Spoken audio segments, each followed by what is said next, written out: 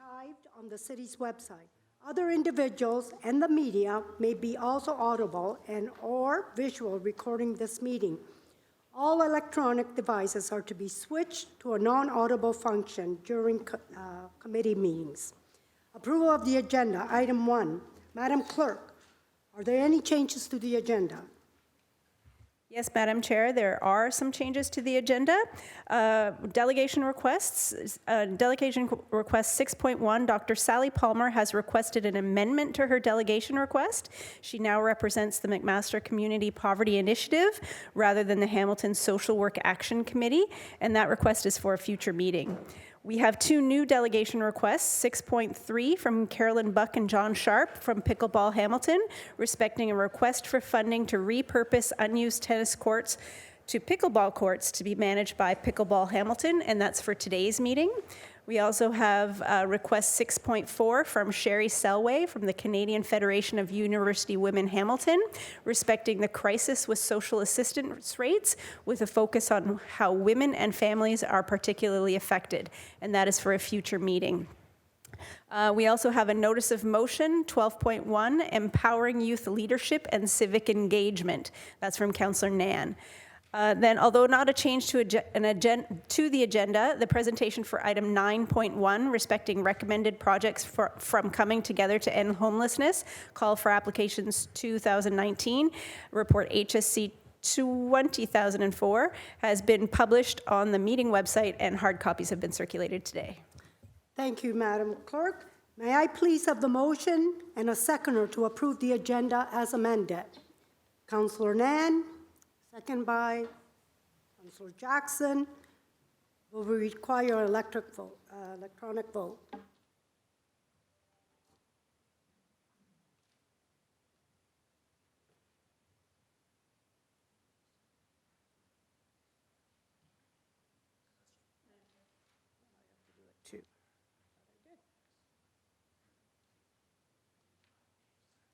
It doesn't work. It doesn't work from here. Oh, okay, okay.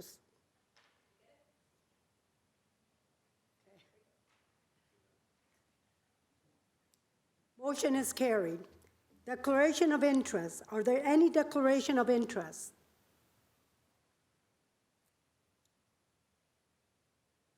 Since there's none, approval of the minutes of previous meeting. Item 4, December 6, 2019. May I please have have a mover and a seconder to approve the minutes?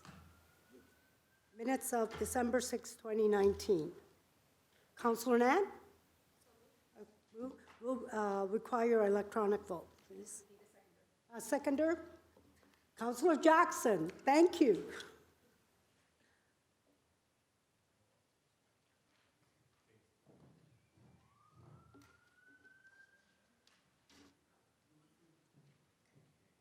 Motion is carried. All right, we'll go to public hearings and delegations. We will have, I would like to call upon Elizabeth McGuire, campaign of adequate welfare. Madam Chair, I'm sorry, I think you've skipped a page in the approval of the minutes.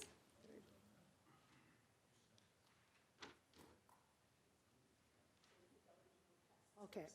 I have to read, okay.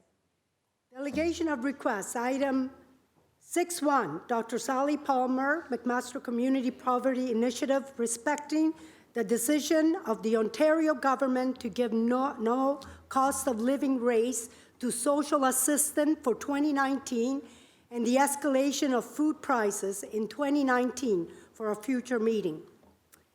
6.2, Elizabeth McGuire, campaign for adequate welfare and disability benefit, respecting social assistance rates and the Ontario Disability Support Program for today's meeting.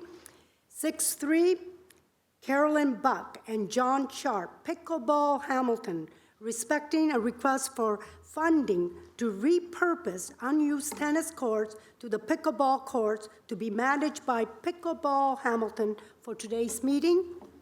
And lastly, 6.4, Sherry Selway, Canadian Federation of University Women Hamilton, respecting the crisis with social assistance rates, with a focus on how women and families are particularly affected for future meeting. May I have a mover and a second to approve the delegate requesting this presentation? Councilor Morella, Councilor Jackson. Oh, you want, oh, sorry. All right. Thank you, Madam Chair. So I certainly support it, but it gets a bit exhausting that we keep getting the same people coming forward, making the same point that we all concur with. And that's on the social services rates. And that's something that is not in the control of this council, but is in fact in control of the provincial government. So I'm trying to understand how we better, I mean, in fact, I wouldn't mind contemplating when we get these kind of requests that we may want to invite the MPPs to be in the audience or certainly be in the chambers to listen to these presentations directly. Because I want, if we're going to have and put this kind of time into hearing something that I think you're speaking to the converted, first, you know, certainly what I know around this horseshoe, you're speaking to the converted. And I would hope that if we were looking for profound change and the influencers on these decisions, then perhaps we should set up these kinds of delegations when it's really dealing with provincial issues to set up a meeting, a special meeting, and then make sure that we have the appropriate MPs and MPPs in this room, so they can hear the same thing we're hearing over and over and over again. Well, it sounds like a great idea. Should we put a motion that we should do that, or? I'll work with staff, but I think I want to have the voices that we're about to hear resonate much further than this room. And I want to be able to help facilitate that. And I just don't think doing the same thing over and over again is netting the results that we hope for, so we need to try something a little different. I just want to highlight that, but I certainly support what's before us. Thank you. Councilor Morella. Just quickly, I think what Councillor Whitehead is saying has a great deal of merit, and he's not rejecting the notion of hearing what is being said. important. Because what he's saying is, we don't have the authority to reverse it.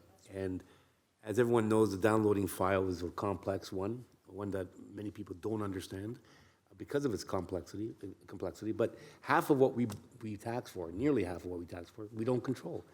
So when people come to us, we're handcuffed, and we're a creation of the province, and the province can do as they please with us, and they have. And that's why we have such angst and frustration in this community, primarily since 1995, when the downloading initiative started. So I think it's a valid point, and one that we need to communicate to the public, because we have a misunderstanding of who does what, who pays for what, and who controls what. And simply put, we are at the lowest of the totem pole.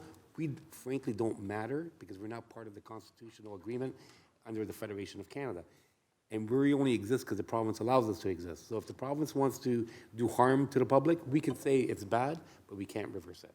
So I think Councillor Whitehead's position is, why don't we go to the source of the problem as opposed to those that are already standing up and fighting the province? And I appreciate that sentiment, and I appreciate your time. Thank you. Thank you. And I don't want to discourage the speakers this morning to come and speak. We welcome you. But as you heard, this is a provincial matter. And but we will listen careful, and we thank you for coming. So, okay, so we're public hearing 8-1, Elizabeth McGuire. Campaign. Just a second, Councillor Pauls, we have to vote on that. Oh, we didn't take the vote. Okay, electronic vote, please.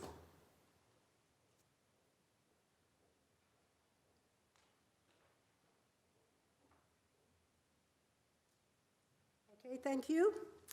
8-1, Elizabeth McGuire, campaign of the adequate welfare and disability benefit respecting the social assistance rates and the Ontario Disability Support Program. So I would like you to come up. And you have 5 minutes, and then we will ask questions if there's any. Thank you. Thank you, Madam Chair. Yes, I absolutely agree with you, Councillor Whitehead and Councillor Marula, and that's why this petition that I'm bringing forward is important, because it's not just Hamilton. It's already gone through Toronto, as you all know, And I think, I can't speak to the long-term plans for the Defend Disability Google group, but they have some powerful people on it. So I'm sure it's going to go all around Ontario, the purpose of which is to show Doug Ford that there's a massive objection to him ignoring the poor and keeping them poor.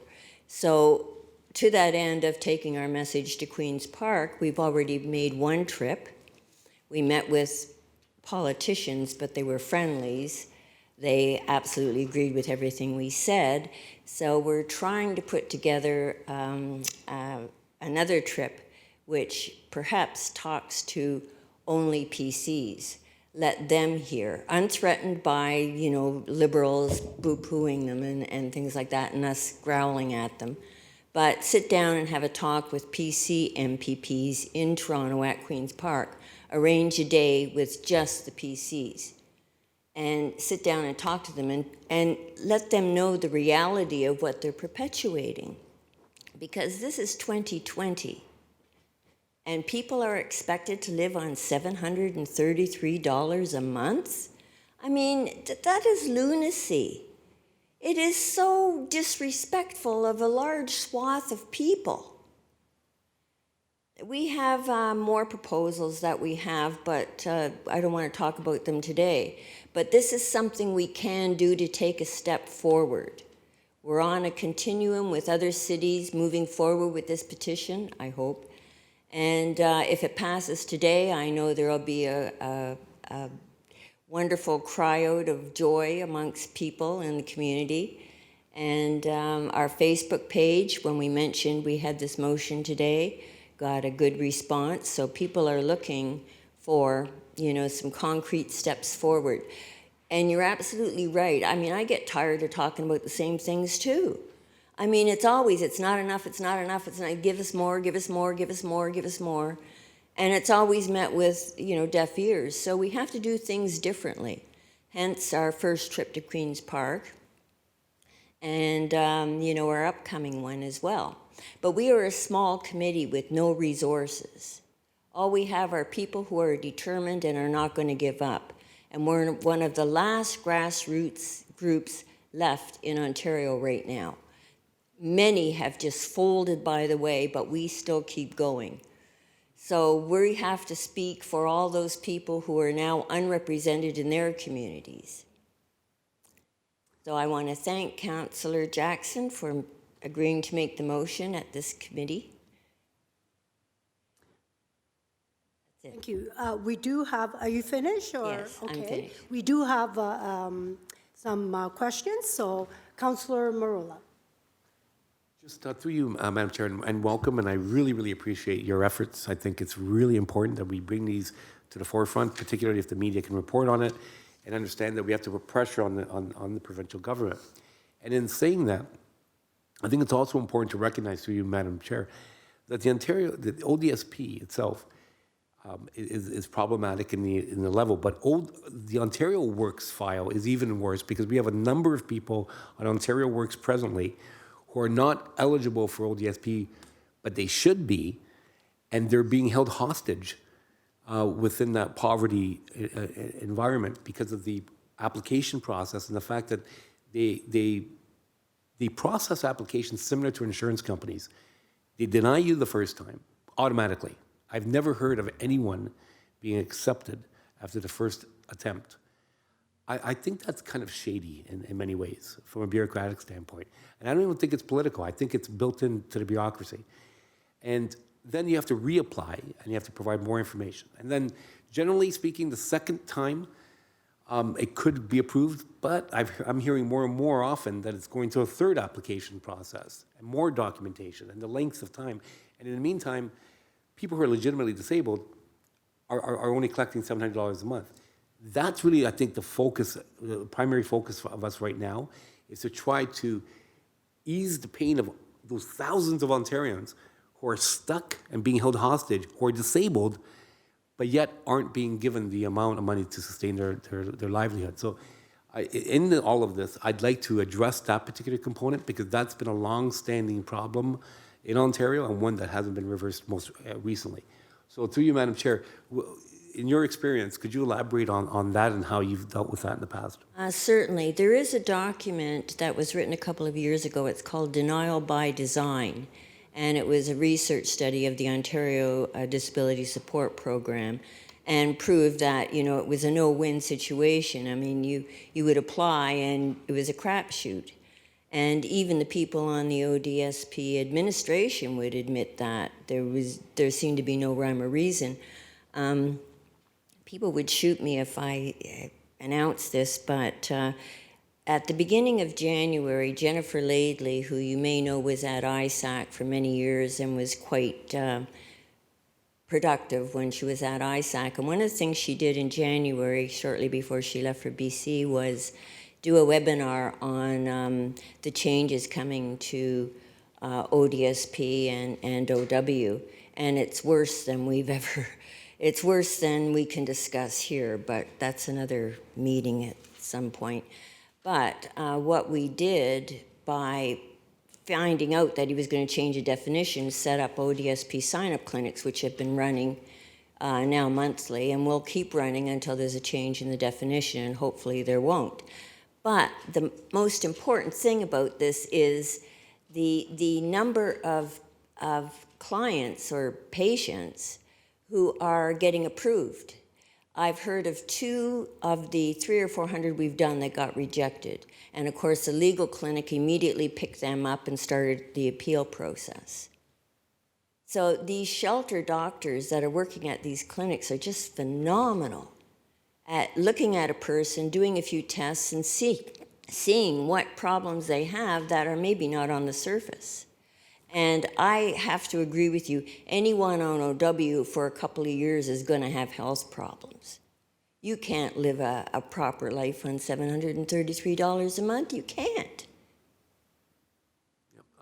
Total concurrence. So if we can focus in on that particular issue as well, that'd be great.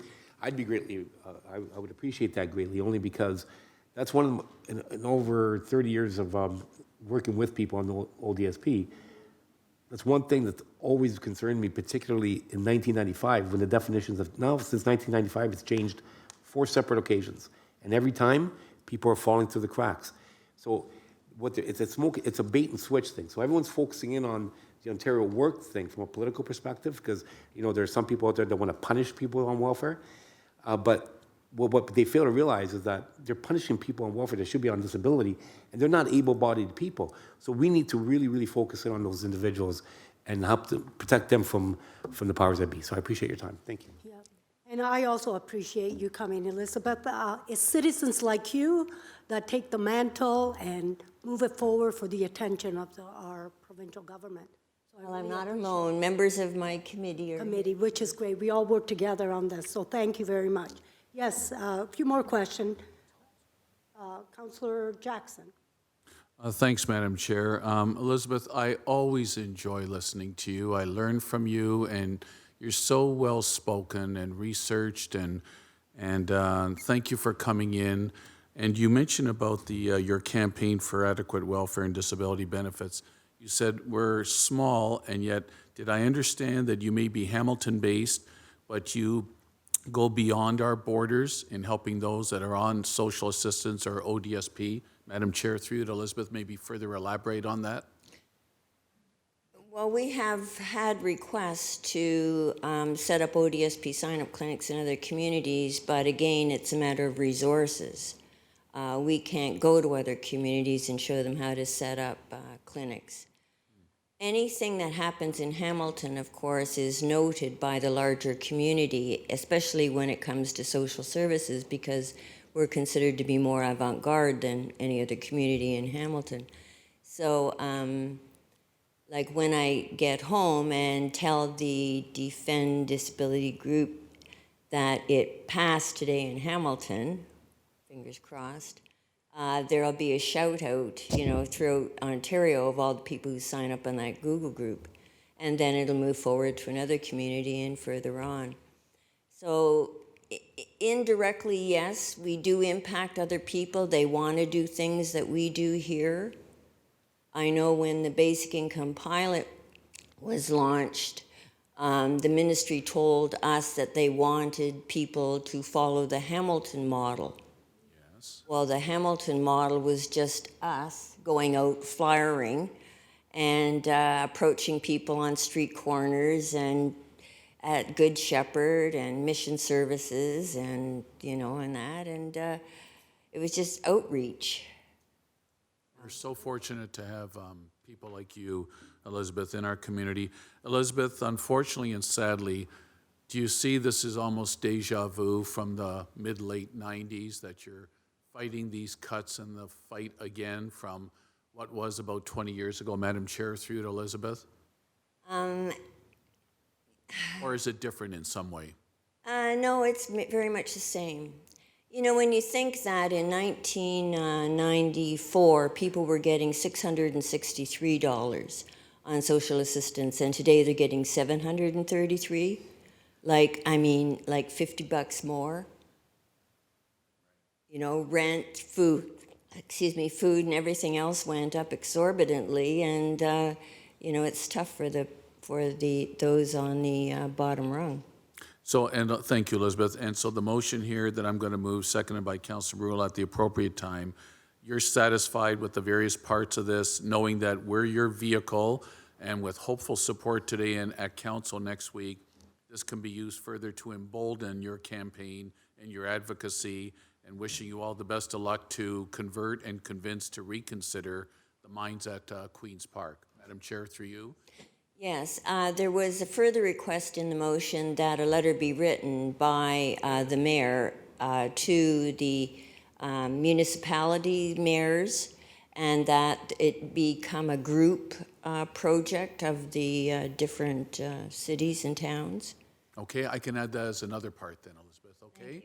Thank you again for being here. Thanks, Madam Chair. Okay, thank you, Councillor Jackson. Councillor Whitehead. So two things. I would suggest that you may want to add to that a letter from our mayor to AMO, which represents municipalities across Ontario.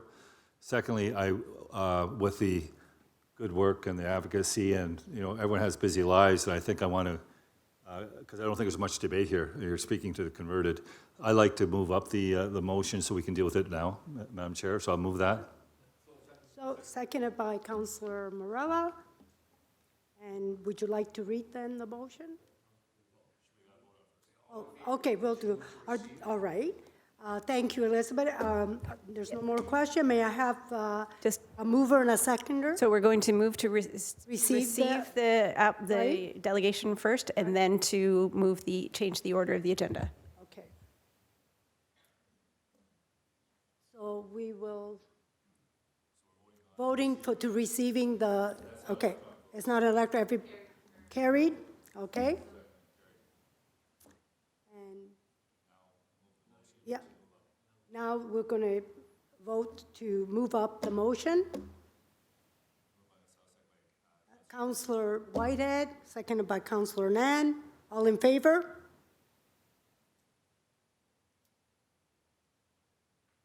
And it's carried.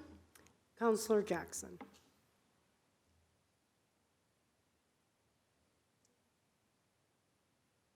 Thank you, Madam Chair. So moved by myself, seconded by Ward 4 Councillor Sam Marula. Ontario Disability Support Program. And if there's any wordsmithing, I look to my colleagues to help me with any wordsmithing. That City Council requests the Ontario Minister of Children, Community and Social Services to A, reverse the budget cuts made and planned for the ministry. B, maintain the current ODSP program definition of disability. C, increase social assistance rates. And D, respect the rights of people living with disability to participate in decisions affecting them by creating a meaningful process of co-reviewing and co-designing programs of social assistance and adjudication processes. E, a letter of support from our mayor to AMO. F, a letter of support from our mayor to other mayors of comparable comparative cities. Seconded by Councillor Marula. And thank you, Councillor Jackson. All will have to vote on that.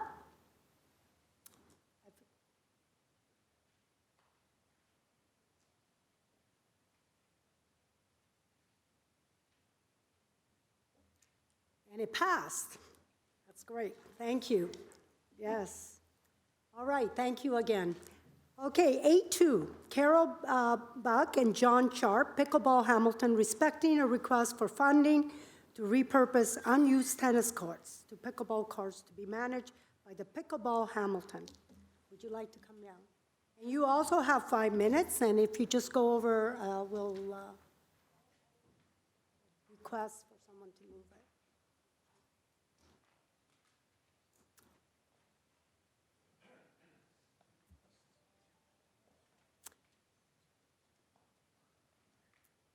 Well, I hope John didn't get injured by playing pickleball there. Yeah. So you'll have 5 minutes. Okay. Good afternoon and greetings from all the pickleball players in Hamilton.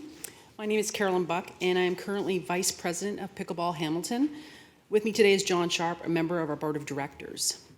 We're here today to speak to the motion of converting the 2 currently unused and decrepit tennis courts at Hill Park into 6 pickleball courts. Pickleball began back in 1965 when the Pritchard family tried to entertain their children in Oregon on a hot day. And while it may have taken time to catch on, its popularity has found its way around the world. It has reached a point in Canada where there are sanctioned provincial organizations such as Pickleball Ontario, who organizes clinics, coaching, symposiums, tournaments, and introduction of pickleball to schools, and Pickleball Hamilton is part of that organization. The success and expansion of the game of pickleball can be directly attributed to the fact that it is easy to learn, easy to play, fast-paced, and can be played on a small court just about anywhere you can set up a net. Its players are young, old, male, female, and people of varying degrees of athletic ability. Many of those who come to pickleball transition from other racket sports, such as tennis, badminton, squash, ping pong. However, many take up the game with no background in sports whatsoever. This is the attraction. It's easy to learn and fun to play. Age is not a hindrance in taking up this game. Jeff Morgan, a founding member of Pickleball Hamilton, had an aha moment while playing with his family in Florida. He was playing with his wife, his father, and his young son. He found a game that everybody could enjoy at the same time. This aspect is clearly evident if you were to drop into one of the rec centers during the week. You would see young, old, male and female, athletic and non-athletic people having a great time. This is also a prevalent factor at the outdoor courts at Hill Park during the spring, summer, and into the fall season. Pickleball is here and it has arrived like a tsunami. It is one of the fastest growing sports, especially amongst the 50-plus age group. The number of players has grown, and this is reflected in the growth of courts in major cities such as Naples, Florida, and Mission Hills, California. Even in our own immediate area, Kitchener, Guelph, London, Milton have sites with as many as 9 courts in one building, all with large numbers of players. However, the growth of the sport has brought it with it a problem, court time. There simply aren't enough courts to hold everybody who wants to play. This will only be exacerbated as the sport grows among the younger generation. The school system in Ontario has now included pickleball as part of the curriculum, and it's being loved. The Hamilton Recreation Department has an all-year-round pickleball program, and its sessions at the various sites are packed. It's not unusual to walk into these locations and find 40 or 50 people playing, or more specifically, waiting to play. In most cases, the patrons sit for 15 to 20 minutes between games. They sit longer than it takes to play a game. Number of courts available and time is very limited in the city. And to make matters worse, the vast majority of play is found in the daytime, so people who work have limited access to the game. This recreational program becomes even more restrictive during the summer months. Many of the venues become sites for children who are on their summer break, and the pickle programming is cut. This past summer and fall, the rec department sought out the pickleball community in an attempt to assist them with dealing with the issue. They created a number of focus groups to discuss pickleball in general. What came out of these discussions was that there was a definite need for more courts and more hours for pickleball. However, they also felt there was a need to develop the sport. And so the rec department decided to offer clinics for newbies. And these were held in December of 2019 to great success. They've now scheduled more clinics for January, February, and March of this year. Although this is great for the growth of the sport, we still have the problem: lack of courts, lack of time. This is where Pickleball Hamilton can come in. Pickleball Hamilton has been around for quite a long time. However, the courts at Hill Park need to be restored. These 6 courts have been used extensively over the years. Jeff Morgan, our past president, brought pickleball to the high schools, and he established a tournament at the end of September, and it's played on the outdoor Hill Park courts. The people who played in the gyms are now encouraged to come out and play outside, and they come in large numbers. People within the club began to offer clinics for beginners, which often attracted 20 to 25 people at a time, and also to establish ladder games within the club. As more and more people came, level play was developed, and the focus on open play was never abandoned.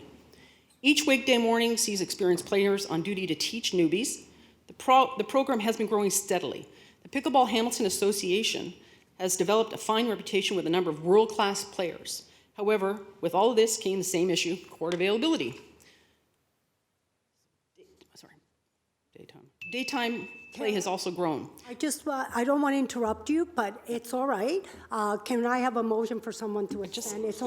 Yes, thank you. I've just got Councillor Jackson. just a little bit, sorry. Okay, that's fine. On any given night during the summer, sorry. Oh, sorry, my Councillor bad. Jackson, second by Councillor White. I know you were trying to talk faster. Trying to talk fast, sorry. I just want to make sure you don't have to rush too much. Okay, thank you. Okay. Carry on. On any given night during the summer play, you can find people waiting anxiously to play, sometimes as much as 15 minutes. Daytime play has also grown. We've encouraged our newest players to come in the morning for instruction, and this has proven rewarding. These people get a chance to work with an experienced player and get a chance to drill, which is not possible at night. During the morning hours, open play frequently attracts players from the surrounding municipalities of Guelph, Waterloo, Burlington, and even from Lewiston, New York. I would suggest that the reason that our first annual Steel Town Showdown in aid of the local Ronald McDonald House was such a success, in which we raised over $8,000 for charity. However, this brings us to where we are here today. We need more courts at Hill Park. Behind the current 6 pickleball courts, there are 2 tennis courts that have fallen into neglect and disrepair. Councillor Pauls has been approached to help us get those courts up to speed so we can accommodate a growing playing population. She's put forward the plan that is before you to restore the 2 rundown tennis courts at Hill Park to the cost of $200,000. We were asked to help, and we have raised $25,000 to this cost. The refurbishing of these 2 assets will help alleviate our overcrowding, allow us to attract many more pickleballers to fulfill the city's mandate of the best place to raise a child and age successfully. So pickleball is growing faster than the courts can keep up. We find ourselves in a situation where we can answer this issue if too many players with too few places to play. We need your support to get this done, and if at all possible, by the beginning of the summer. Our current executive and board have deemed this a priority. We want to be at the forefront of pickleball in this area. We want to encourage all to come and play, more kids, more younger adults, and obviously more seniors. This is possible, but we need your help. We need the court space. And not to be too pickleballish, the ball is in your court. Or to coin another phrase, from the field of dreams, build it and they will come. This is the reality of this situation. Thank you. Thank you, Carolyn. We do have speakers here. Councillor Jackson. Thanks, Madam Chair. Carolyn, what an incredible, impressive presentation. I want to commend you sincerely, and John, who's with you, on behalf of your association. Well done. And you've got a strong advocate in your new Ward 7 councillor. I think I've actually seen pictures of her playing pickleball. She talks about it at City Hall often. She's trying to convert some of us to get a racket and play. So I just want you to know she's within Ward 7. She's leading the way at the City of Hamilton's Recreation Center at Hill Park. Is this true in the motion that Pickleball Hamilton has raised $25,000 towards the conversion of these 2 courts, Madam Chair? Through you to Carolyn? Yes, we just did it recently, and that's, we've provided a check, and that's all through member support. You know, sincerely, and I know there's parts of our city, our great city, that maybe do not have the capacity.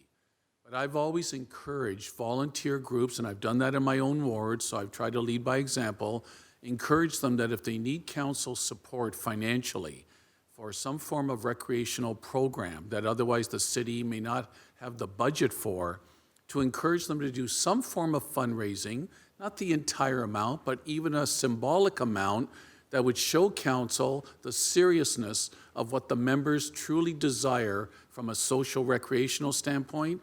And I've always said, coming forward with even some dollars, a portion of the cost, for me, it's an even easier, better sell to city council and the management to show that now we have to provide our support in light of what the volunteers have done. So I commend you. I'm definitely going to be supporting Councillor Paul's motion, and it sounds like this is an area for seniors that will help them to continue to live healthy, active lives. So I commend you.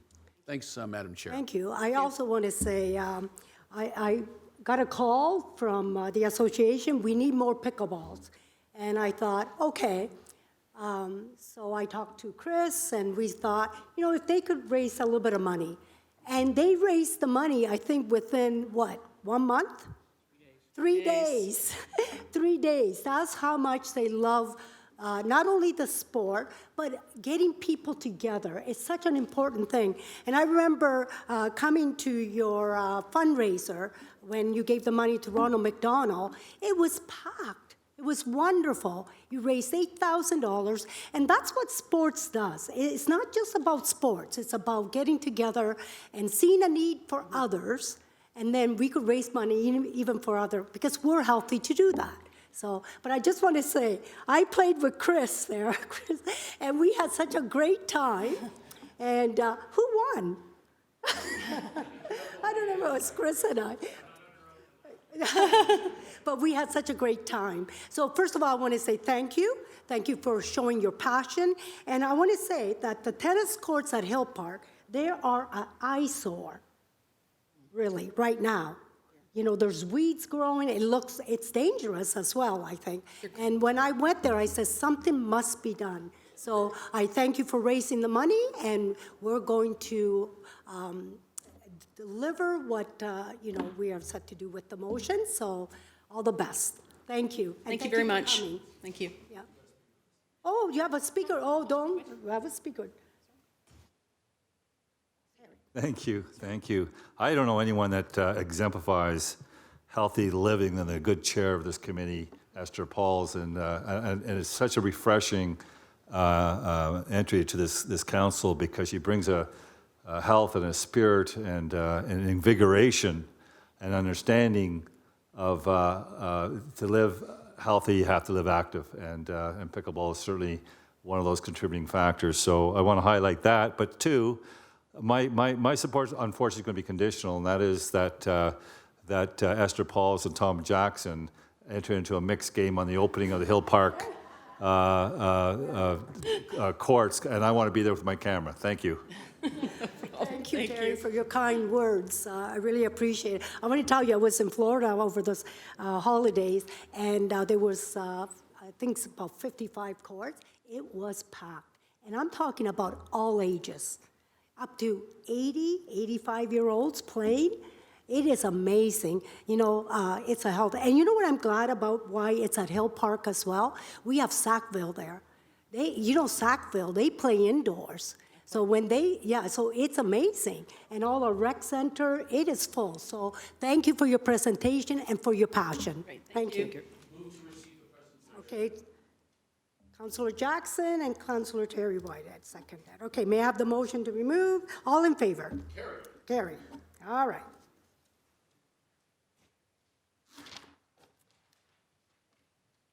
Okay, thank you.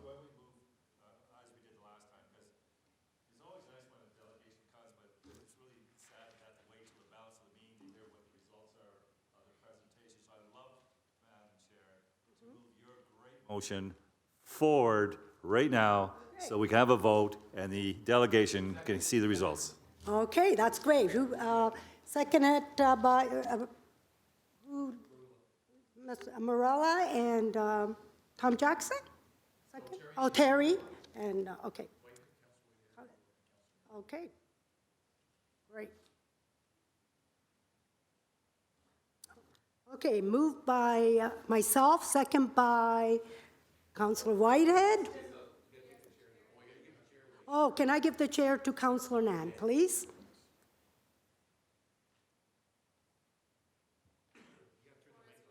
The floor is yours, Counselor. This is exciting being up here. I've got all, Enjoy it. I'm enjoying it. Do this, it's great. Okay. Councillor Nan. May you take the chair. All right. All right. Moved by Councillor myself and second by Councillor Whitehead. Hill Park Pickleball Courts renovation. Whereas pickleball is one of the fastest growing sports among adults and seniors in North America. Whereas the City of Hamilton converted 2 tennis courts at Hill Park Recreation Center into pickleball courts for 1 year in trial in 2015. Whereas the sport of pickleball continues to grow in popularity in the City of Hamilton. There is a need to renovate and convert this existing 2 tennis courts at Hill Park Recreational Center into pickleball courts. And whereas Pickleball Hamilton has raised impressive $25,000 for the court to renovate project.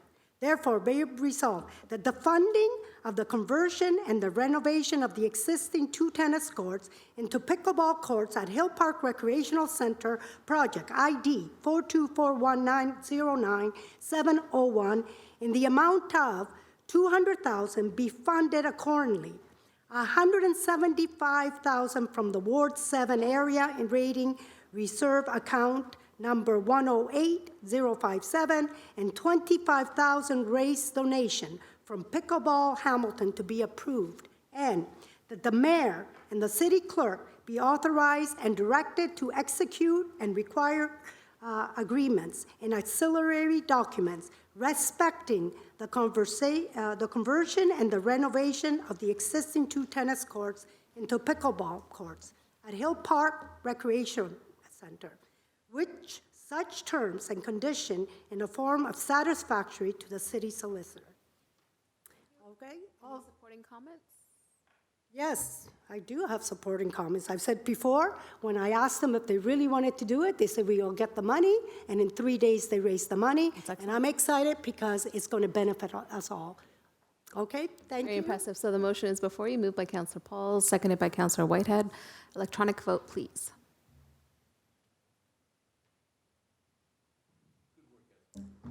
Thank you. Thank you. And the chair is back in your hands. Thank you. Thank you, Councilor Nan. Okay, staff presentation. I would like to call upon Edward John, Director, Housing Service Division, to present 9-1. Welcome, John.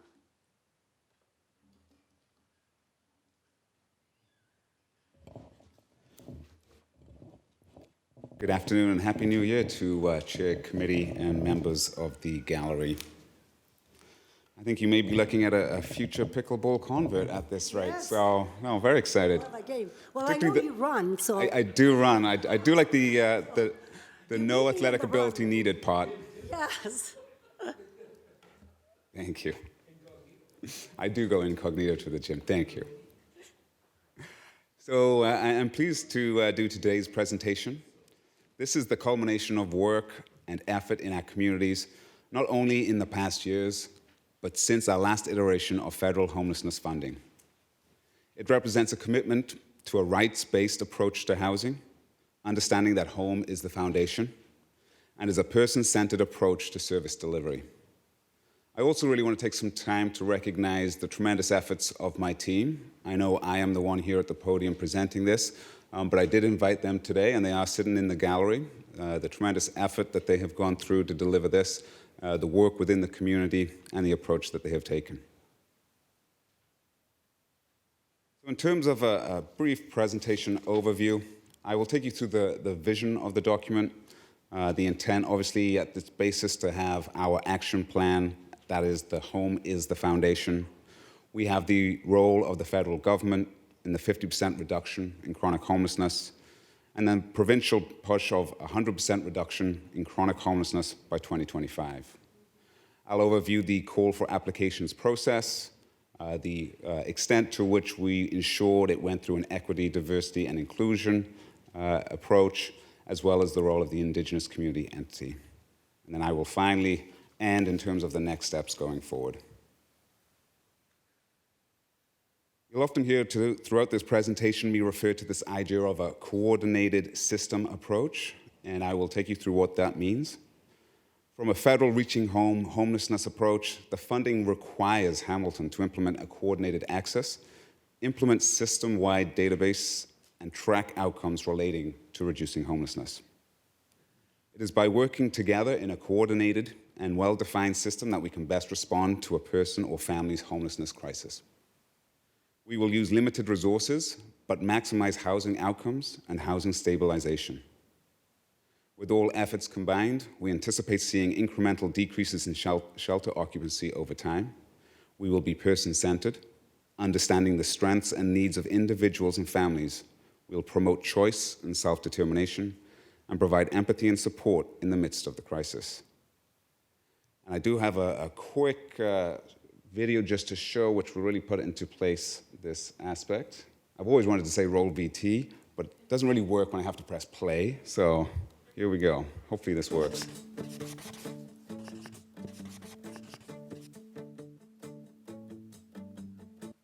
What was that?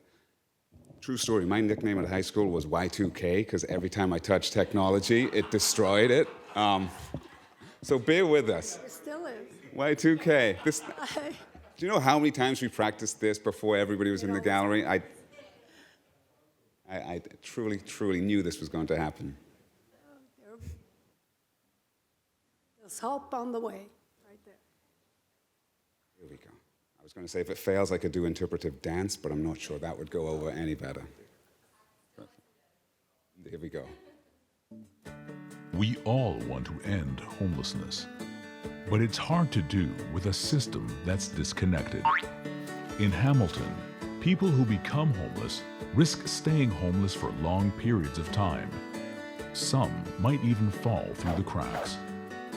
We need a system that prevents homelessness where it can, or makes it rare, brief, and ensures it doesn't reoccur. In other words, when a person becomes homeless, our entire system responds. Everyone gets the support they need. What kind of system do we need? We need a system that focuses on three key elements: prevention, emergency response, and housing and supports. Prevention. This includes programs like shelter diversion. It helps people keep their housing by getting to the heart of why people lose housing. Emergency response, like our street outreach program and emergency shelters, take immediate action to meet the needs of people who become homeless and guide them back to stable housing. Housing and supports connect people to the most suitable housing options. This is combined with connecting them to the supports they need to stay housed. This customized approach includes options like market rent or subsidized units, and a spectrum of other supports designed to meet the unique needs of the individual in crisis. All of this together is set in motion by coordinated access and our community's by name list, and supported by the Homelessness Management Information System, a system-wide database. We also know exactly what kinds of housing and support programs would be best for them. Embracing an equity lens. This means looking at our processes to ensure all of our residents have equal access to the housing and services they need. With this database, we will have real-time data of the people in our community who are currently homeless. Working together, we can end homelessness in Hamilton.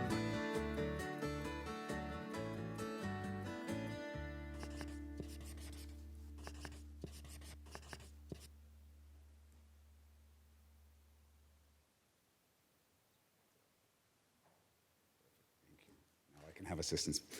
The homeless serving system, as that video illustrates, is just one component of Housing Services Division. As we take a closer look at the particulars, we must remember that the system also impacts and interacts with our division's larger goals and mandates, including social housing, affordable housing, housing stability, and ongoing reviews such as that of the residential care facilities. There is no longer a divide and conquer mentality, but rather recognition that all areas must work together for the benefit of our residents. For the purpose of this CFA, our call for applications, 4 main application areas were established.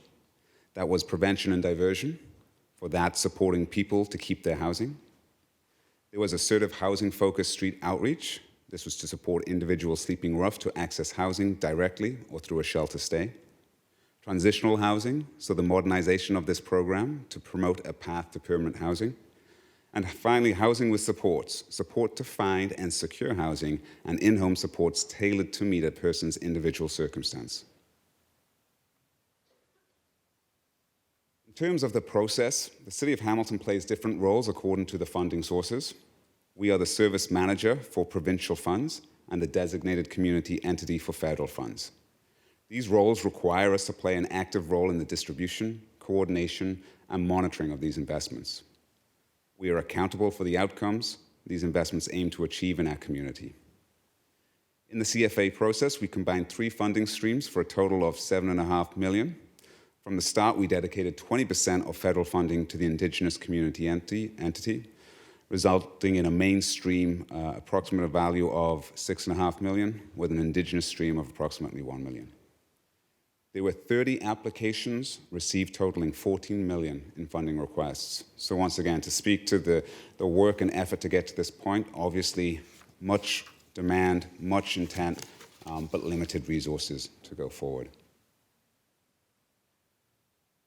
So through the recommendation process, in accordance with Reaching Home directives, recommendations for funding go through a community advisory board. In this instance, HFIG evaluated each application against the mandatory outcomes of reducing homelessness through a coordinated access system. A CFA process consists of comprehensive overview, guide, simplified applications, and scoring evaluation matrices.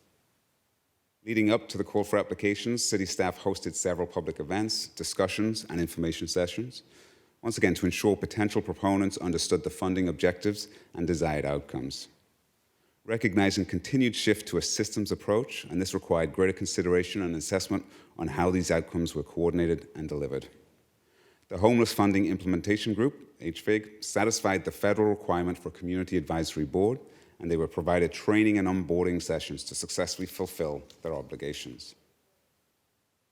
In terms of that approach, the equity, diversity, and inclusion lens was applied and was integral to the work and a people-centered approach. Concrete measures taken to reflect this include all city staff completing GBA training modules from Status of Women Canada, equity, diversity, and inclusion training sessions for all members of HFIG, and this was included in the application and evaluation metrics. Women are a priority population with Reaching Home, with gender disaggregated data to report on annually. Through this process, 30% of the funding investment is directly to women as a result of the call, though not as a percentage mandated through the process. And then just for reference, the National Housing Strategy calls for approximately 25% investment in women and girls. The EDI work carries an implementation phase, rollout of new programs, and development of coordinated access through continued monitoring.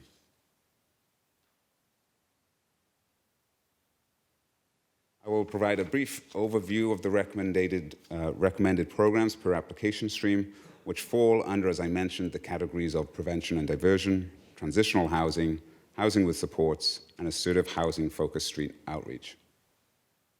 With respect to prevention and diversion, this will increase the capacity to provide services across our system, with population-specific supports to youth, women, seniors, and families. There is a focus on imminent risk, that is, losing housing within the next 60 days. As identified under the last bullet point of this slide, innovation opportunities have been identified for further shelter diversion in both men's and women's shelter systems through coordinating pilot projects that my staff will undertake. We have a fund reserved for that specific purpose. Next, in terms of category, was the transitional housing and the approach to modernizing it as a way forward. Modernizing transitional housing to serve a pathway to permanent housing and housing stability. The outcomes are intended to reduce shelter occupancy and strengthen ability to secure permanent solutions. The youth program aligned with best practice for addressing youth homelessness, with a gender-specific program equipped with a housing worker to promote long-term housing stability. With regard to housing with supports, following that, we have the successful applications as noted by this slide. Of note in the men's systems is the transition to homes, which is now Wesley Housing Services Intensive Case Management Housing. This approach is to be shared with Mission Services, which has new programs for men, once again in intensive case management and rapid rehousing. Together, they overall increase housing placement and in-home supports for the men's system, and the benefits promote shared accountability and learnings, more choice and options for men, and ultimately more capacity in the system. For the women, youth, and families, there are economies of scale and demonstrated improvements in service delivery, and they will build on previous experience in population-specific programming knowledge with overall increase in housing placements. I did want to take a little bit of time on this slide just to really point out in terms of the hugely positive outcomes we can expect. As the slide shows, we're immediately doubling housing placement capacity across the system. Securing housing in Hamilton remains a key challenge, and as I mentioned, the integration with our other areas of housing services will form a part of a larger collection of systems and environmental challenges that we will seek to attack. However, our system is prepared now through this process to provide the level of service required to stabilize individuals and families experience homelessness. With regard to outreach, staff actually recommended to redo this application stream in 2020. There were no successful applicants through the initial call, and so we will initiate a new call shortly. Through this process, we will provide additional information and materials to support stronger applications, once again to achieve the desired outcomes of a housing-focused street outreach program. The integral part of our homelessness service systems connecting with individuals in vulnerable circumstances sleeping rough in our community. In the interim, we will continue funding public health outreach through 2020. With regard to the Indigenous community entity, it is a partner in our collective work of reducing homelessness. They are a funder-to-funder relationship, and as I mentioned, 20% of federal homelessness programming dollars directed to the community entity. In addition, $100,000 was recommended by HFIG to ensure the global amount of 20% of funding is designated to this effect.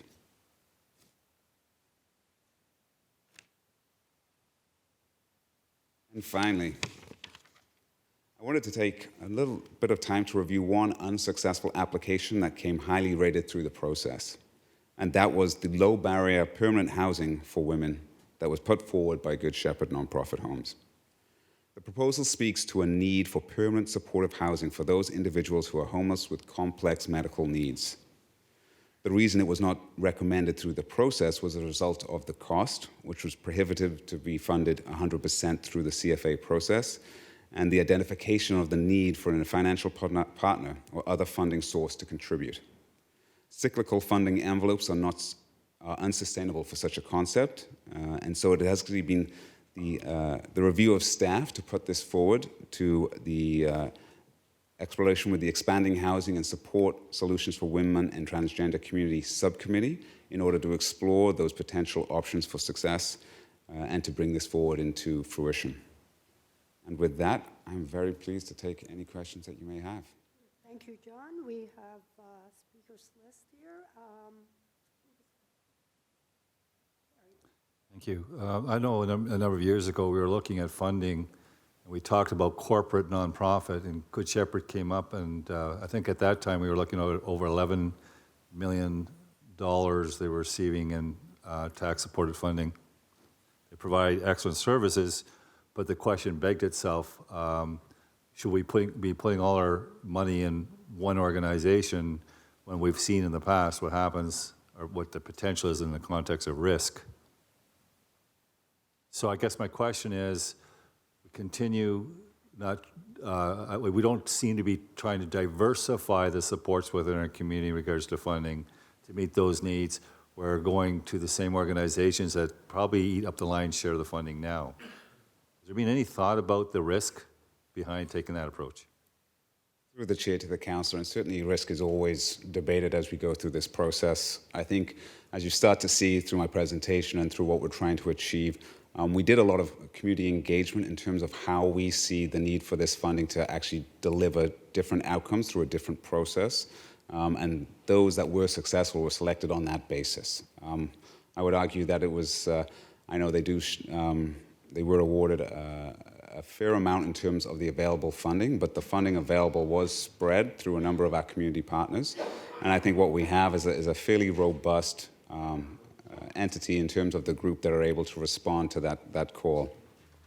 I appreciate that, because, and this is not a reflection of the good work they do, so I want to make it clear, but right across North America, we've seen programs where huge entities, they always say they're too big to fail, and they fail. And we're dealing with the most vulnerable people in our community, and yet we're talking a huge percentage of tax dollars are going to one organization in this community, and it concerns me from that perspective. So when I even go through this list, we got $1.3 million for the Housing Intensive Case Management Program. $1.3 million. And that seems like a highly administrative program, not a direct service to the people in need. Is that correct? So the intensive, through the chair to the council, the intensive case management certainly fell into that area into which we need additional supports. We recognize that, once again, just providing housing, we need that intensive case management support in order to make sure those tenancies are successful. And once again, in terms of the process itself, the matrix and evaluation did determine that that was probably the most beneficial application for that purpose. It is shared with some other intensive case management through Mission Services. And once again, that's an intent to try and make sure that throughout the community there is an opportunity for cooperation, coordination, and delivery of those successful outcomes. Okay, and maybe I should try this one more time. Is this going directly to providing services? Is this going to administration? This will be, through the councillor, through the chair to the councillor, a combination of most. There will be an administration function in terms of that, but in terms of our contract assessment, we've been very diligent in ensuring that the outcomes are there, tailored to the investment made. So we have, very clear requirements going through that process of contract analysis that deliver those outcomes. So once again, this is a very prudent approach to how we use the funds. It delivers in terms of coordination, but also on those outcomes. So I was told I think you said there's 30 applicants, and so I'm looking at Good Shepherd, 367 for Housing First Aid Program, Good Shepherd for 225,000, Housing First Family Diversion, and then the 1.3 million for the, as you said, highly administrative component. Then you got the Good Shepherd Rapid Rehousing, 534,000. Wow. So you can see why I'm raising the concern, because I've identified, and not just me, other councillors identify this for the last 10 years. There seems to be, and we know they provide great services, but there seems to be a leaning towards a particular organization when we get so many good organizations out in the community. 30 applications, for example. And I understand the hierarchy and how these decisions are made, but it's always the same results, and it begs the question. The second question I have is, how was this advertised? So there are organizations that I've become aware of today that were not aware of the opportunity, and yet they probably would have qualified. Through the chair to the councillor, so there was an extensive consultation process in terms of putting this out into the community and that call for applications. It was publicized through the media and through our community organizations. This is really an intention to make sure that we have the right community partners to deliver these outcomes. So there was a strong focus on getting that messaging out, and not only making community partners aware of the process, but also how to be productive in terms of their application submission. So making sure that those individuals and those entities were very familiar with the expectations that were being assigned to the investment dollars that were being placed there. So help me understand, with the residential care community, which my understanding, looking at the criteria, would have met it in regards to at least applying, were they made aware of this opportunity?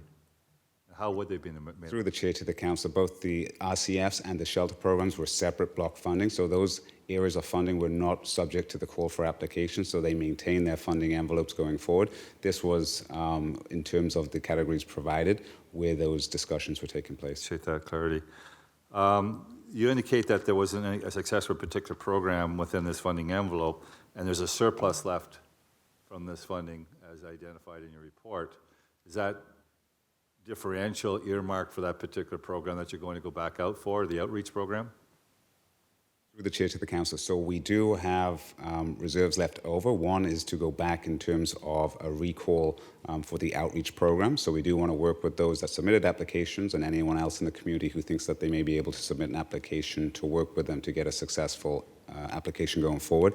The other is to do some pilot projects, but there is no funds, as I said, reserved for that final slide, which is that permanent supportive housing. We're suggesting that that goes to the committee in terms of exploration for solutions. So what is the surplus that we're sitting on now from this program? So I wouldn't necessarily define it as a surplus, but we have reserved, and I'm looking towards my team, the amount of funds for the outreach and pilot projects.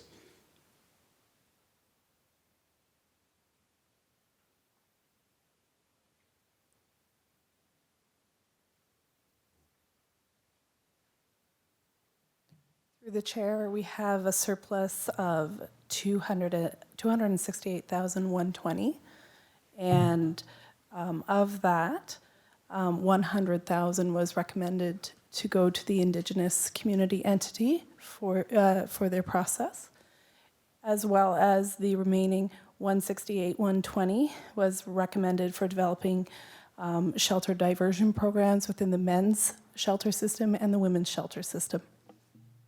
So there's earmarked is what I'm hearing, is that correct? So help me understand, again, I see two different envelopes because I'm going to the Indigenous Community Entity Funding recommendations. So that would suggest to me that there was two envelopes within one envelope that was earmarked or designated for particular objectives. Is that correct? Through the chair to the councillor, that's correct. In terms of the federal homelessness dollars, they were split in terms of those that were going to the Indigenous community entity. Through this process, HVIC did recommend an additional 100,000 of those CHPI funds to be attributed to that effect as well and passed forward to that community entity to determine the priority setting of that process. So that additional 100,000 is outside of the envelope that you already designated for the Indigenous. Outside of, through the chair to the council, outside of the automatic 20% that would go from the federal homelessness dollars. This is a 3-year funding commitment? Through the chair, that's correct. So help me understand from a sustainability point of view, when you build expectations within this structure, this foundation, is there an understanding that the federal government, and God knows how the government changes, this is going to be a program that will exist in the same funding envelope if, marginally change one way or the other, will be available 3 years from now and 6 years from now and 9 years from now? Or is this one-time spending under this program for the next 3 years? Through the chair to the councillor, you picked up on that cyclical nature of the investments, and particularly why I raised in the last slide that the Good Shepherd permanent supportive housing didn't fall within that because it would need permanent sustainable funding. So this is a cyclical process. So we are looking at the questions of what happens should those funding dollars change in the future. And these programs have been evaluated and understood to work in that circumstance. We're trying to build the data and the system itself so that the funding investments going forward will make a great deal of sense. And that's such a relief, because I hate to think that we create this foundation of an excellent program just not to find funding available to continue those programs because you built this in, and then, well, we know what happens at this horseshoe, right? They come to the property taxpayers and say, okay, pick up the differential that we've lost. I don't want that situation to take place because we have our own challenges, as you know, financially. So you're indicating that there's no way after 3 years, if this funding is no longer in place, that the city council will be on the hook to continue funding those programs through levied dollars. I'm very comfortable. So is that the case? Through the chair, I mean, I can't take the right away of people in the future to come forward, but these programs are really identified as cyclical in nature too. So they're there to demonstrate success and, make their own evidence-based approach to why we continue funding these, particularly from a federal and provincial level. Perfect. Thank you, Edward, as always. Thank you, good questioning. Councillor Nan. Thank you, through the chair. Thank you for the presentation, and thank you for highlighting the work that's been done in setting up the process and the system. I have a few questions. One was, I might have misheard you while you were presenting, so I apologize in advance. So just for my clarity, please. When you mentioned the EDI framework, in the report, it speaks to allocation of resources to youth, to women, and to the Indigenous population as being the outcomes of EDI, or the outcomes of the target populations from an EDI lens in this program? Through the chair to the councillor, the EDI was a lens that was put on in terms of the approach to the funding. The priority setting came through directives at the federal and provincial levels in terms of those priority groups. There were no ratios assigned with that. I think I mentioned through other processes we've heard of 25%, but in this process there were no defined criteria to that extent.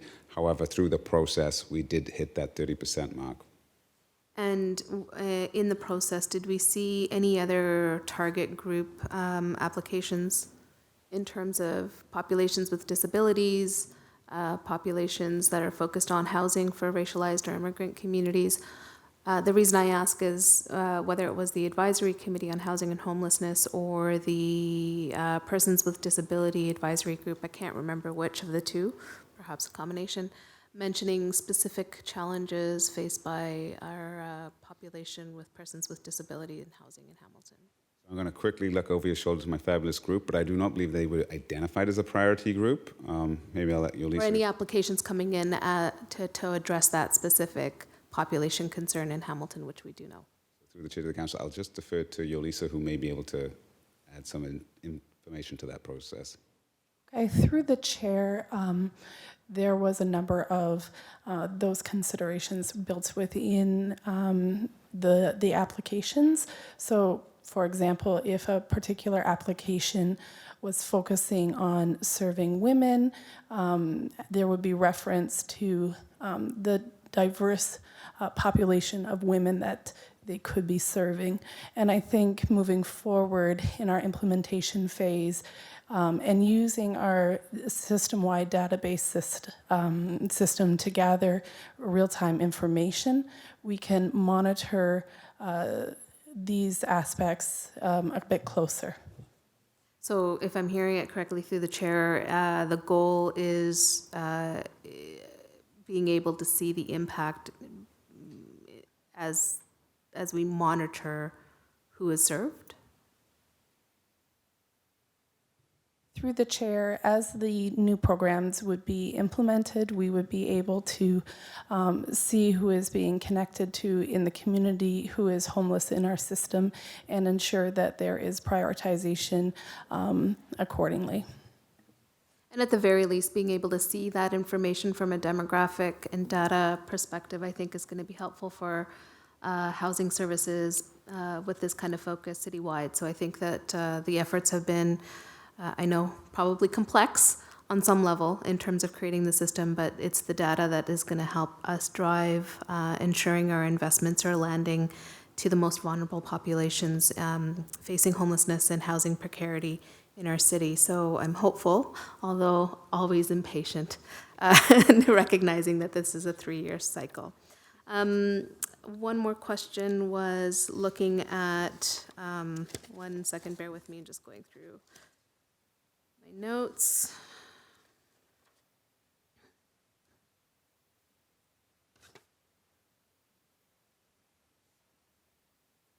In terms of the intensive case management funds that were allocated, I might have misheard you again, Edward, and I apologize if I did. Were the allocation of these resources going towards the men's system? Is that what I heard? I might have misheard you through the chair. So through the chair, that's correct. I'm looking over to you, Lisa, because once again, the intensive case management in terms of the programs that were successful were geared towards the men's system. We are looking, I go back to it from a pilot process to look at the diversion approach, both to the men's and women's system, understanding the added complexity in the women's system. Once again, we were responding to the applications received and certainly echoing your point that through this process, we will get that valuable data, which has been, a long time coming, and I appreciate the impatience, and patience is a good thing. But as we go through, we really will have a great value in the monitoring and outcomes that are coming through our approach when we do these contracts and what we expect in terms of those outcomes. And then through the chair, last question, at a high level, then, if somebody were to look at these numbers by doing a really quick analysis, it looks like 2.976 million intensive case management funds allocated to the men's system, 488,000 specifically to a women's program, unless I'm missing something. Where is that 30% going in the women's system?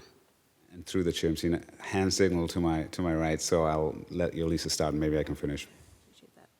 Through the chair, I just want to clarify that we do have intensive case management applications proposed for the men's system, for the women's system, for families, and for youth, as well as we have rapid rehousing programs that are recommended for men, for women, and for families.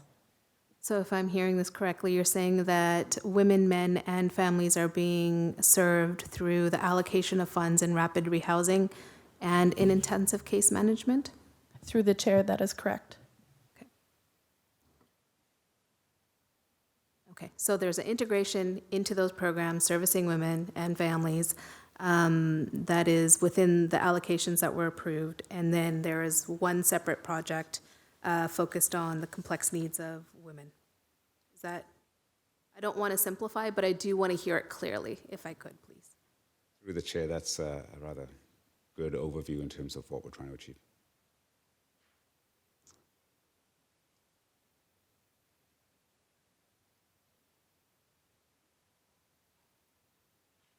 And that's it, thank you. Is that it? Yeah. Thank you.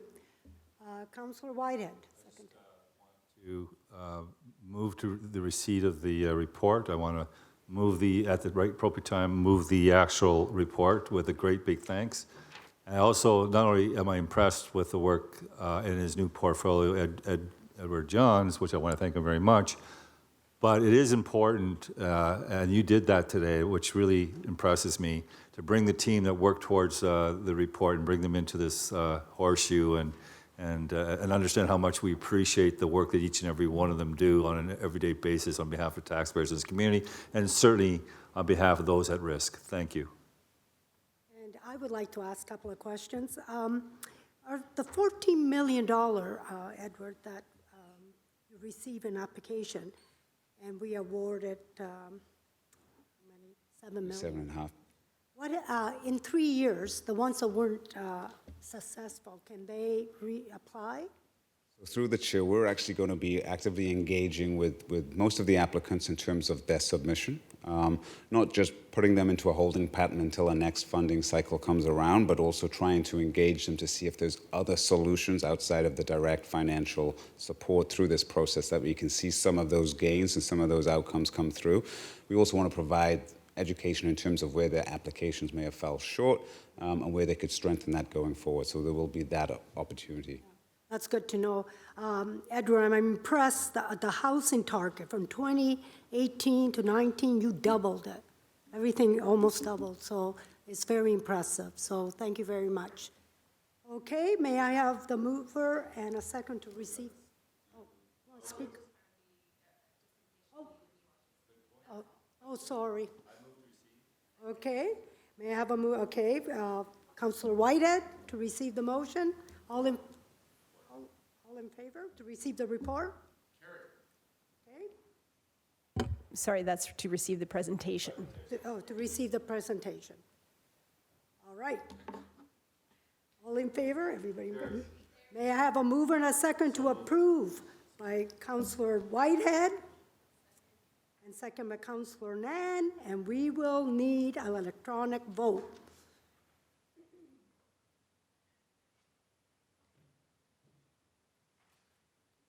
Okay, we're going to move on, and pass. We're going to move on to 10.1. Compliance reporting for long-term care home, Macassa Lodge and Wentworth Lodge. Oh, okay. There's no. Councilor Jackson wants to say something. He's on the speaker list. You guys are so excited here today, giving me orders everywhere. Okay, Councilor Jackson. Thank you, Madam Chair. I'm so glad you're in the chair today. Thank you. I just want to thank Senior Administrator Holly Odiarty for following up. And on page 3, third paragraph, I think that really succinctly says it all. Holly says, furthermore, to the now regularly scheduled annual reports, Macassa and Wentworth shall also notify ECSR committee immediately of any compliance orders received. This will be communicated where possible at the following scheduled ECS committee meeting. The goal of all noted reports is to enhance communications with committee and provide transparency with the work that happens within our 2 great long-term care facilities. Happy to move receipt of this. Thank you. Okay, thank you. So it's moved by Councilor Marella and, Councilor Marella, you're second, Councilor Jackson, and second by Councilor Marella, right? Am I right? All right. All in favor? Okay, move. Okay, 10.2, transfer from Reserve of Hamilton Veteran Committee. And are there any questions? Moved by Councilor Whitehead, second by Councilor Marilla. Okay, and will require electronic vote. And it's carried. Okay, we're going to go into motions. Motion 11, Ontario Disability Support Program. Oh, you did that? We did it, yeah. Well, we're moving fast. The hip, yeah. The pickleball is moved. The next one is item 12, Empowering Youth Leadership and Civic Engagement. Councilor Nan. Thank you. Through the chair, I will be requesting waiving of the rules, moved by myself, seconded by Councilor Marilla. Okay. So we'll start there and then move along. And the reason for so is time sensitivity. Okay. Electronic vote.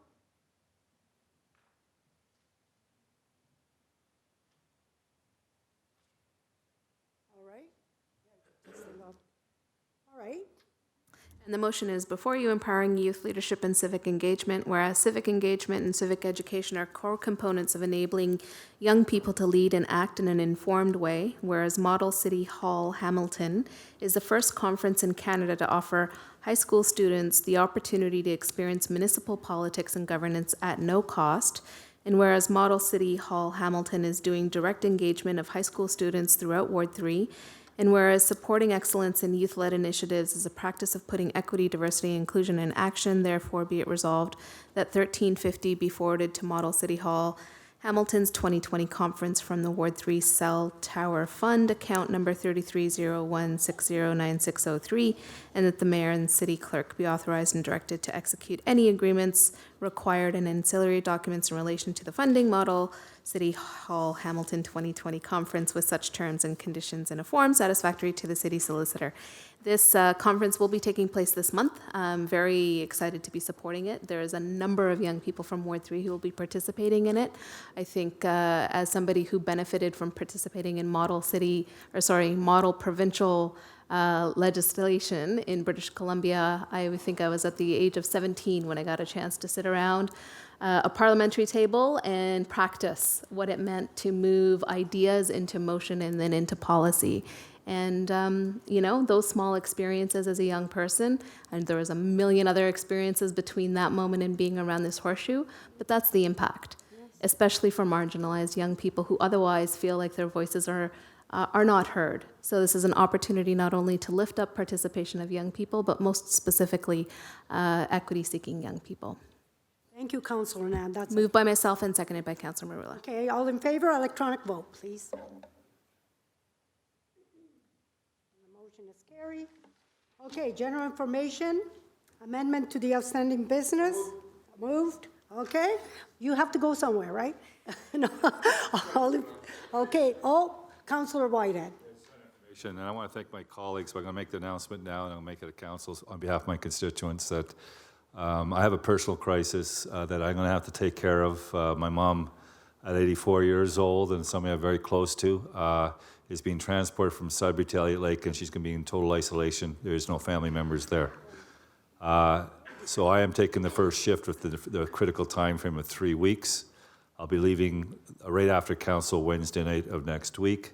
And I'll be the primary caregiver for the 3 weeks. My brother in Arizona, thank God, he's retired, but he's got to deal with some affairs. But he'll be coming up after that 3 weeks for 3 months through this very critical transition for my mom. Again, she broke her hip and her shoulder, both in the hospital. So it is a bit of a crisis. I asked for my constituents to be patient. I want to thank Councillor Jackson, Councillor Clark, and other councillors I know will stand up to the plate and help and facilitate while I'm away with my constituents. I am just a phone call away. Alexis and Kristen will do a wonderful job in the office to address the many issues, and I look forward to being beside the hospital bed, helping my mom with the therapy and singing songs I can't sing. Thank you. Councilor Whitehead, our thoughts and prayers are with you and your whole family. Safe journey there. It's a long way to drive there. So, okay. So, private and confidential. Oh, what's that? Private and confidential. Ontario Works finding. Oh, you have. Oh, sorry, Councilor Nan. Thank you to the chair. On other business, I had mentioned it earlier to staff that I was going to request today just a little bit of an update if we could.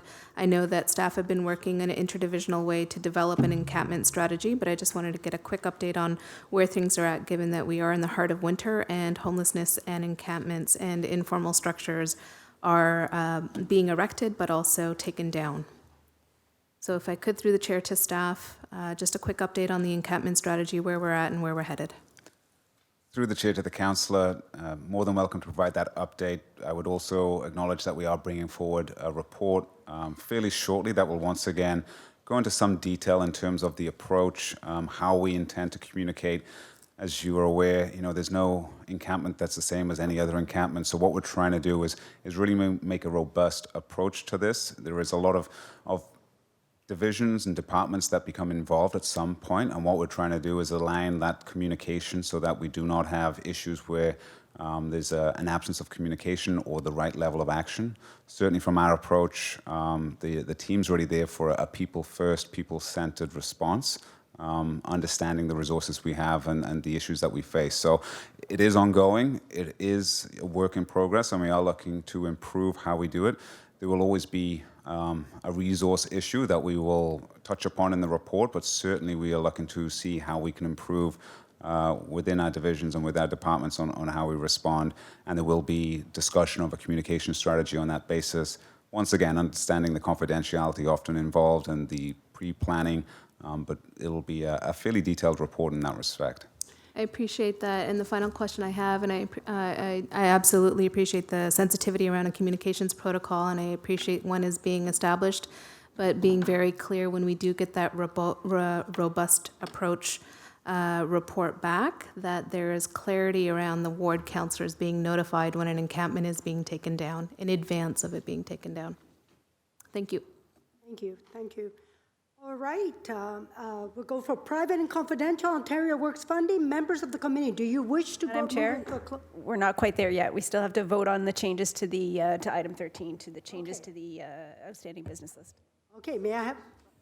Okay, moved by Councillor Nan, second by Councillor Jackson. Will we require electronic vote?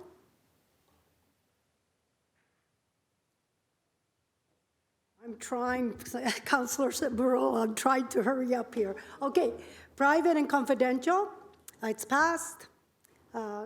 Members of the committee, do you wish to move into closed session? Yes. Okay. Okay, may I have moved by Councillor Morella, second by Councillor Jackson. All in favor? Okay, done. Okay, let's vote. Let a vote. and it's carried. And may I have, please have a motion to adjourn? Oh, we are going into camera. Yep, so you need to skip to the next page. Okay. I thought we were gonna go. Okay, if member wants to move into camera, may I? May I have a motion, a mover and a second? We have that, closed session respecting 14.1 pursuant of section 8.1 subsection B and D of the City Prudential Bylaw 18270 and section 2392 subsection B and D of the Ontario Municipal Act 2001 as amended. As a subject matter pertains to personnel matters about the identifiable individual, including city employees and labor relationship of employees negotiations.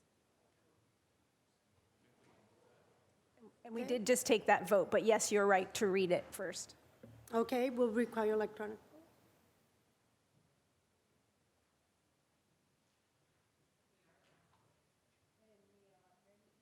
We are ready?